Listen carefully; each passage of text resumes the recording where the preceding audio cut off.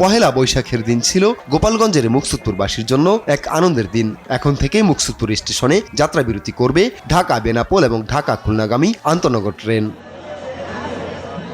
মঙ্গলবারের আনুষ্ঠানিক উদ্বোধনের মধ্য দিয়ে মুকসুদপুর ও আশপাশের মানুষের যোগাযোগ ব্যবস্থায় উন্মোচিত হল নতুন দিগন্ত। উদ্বোধন করেন গোপালগঞ্জ 1 আসনের সংসদ সদস্য সেলিমুজ্জামান সেলিম। এ সময় তিনি মুকসুদপুরকে আধুনিক যোগাযোগ ব্যবস্থার রোল মডেল হিসেবে গড়ে তোলার প্রতিশ্রুতি দেন।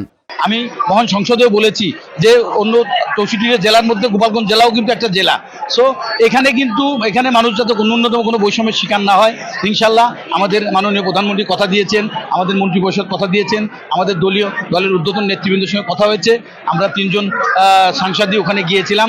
ওনারা আমাদের আশ্বস্ত করেছে যে অন্যান্য জেলায় যেটা হবে এই গোপালগঞ্জে সেটা হবে, বরঞ্চ অনেক ক্ষেত্রে গোপালগঞ্জকে আমরা আরও বেশি গুরুত্ব দিব।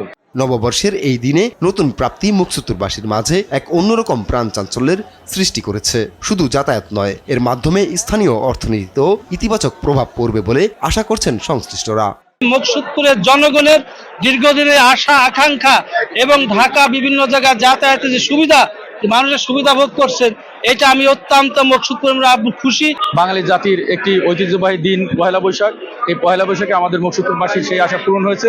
সেই আনন্দের দিনে আমাদের আরেকটি আনন্দ বিষয় আমরা আজকে স্মৃতি হয়ে থাকলো। এই ধারাবাহিকতা অব্যাহত থাকবে এবং একে একে যত সমস্যাগুলো আছে সব সমস্যা সমাধান হবে।